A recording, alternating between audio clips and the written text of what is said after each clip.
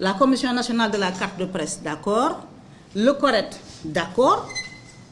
Où est le CEDEPS? Où sont les entités de la CAP yi nga xam ne ñoom ñoo la jox sax les conclusions des assises des médias?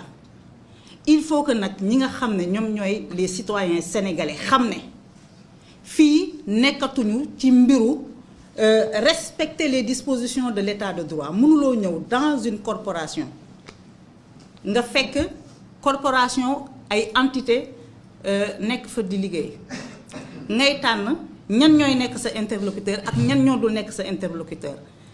Démembrement bi nga xam ne moom moo gën a am importance ci corporation boobu muy le patronat nga ignorer leen.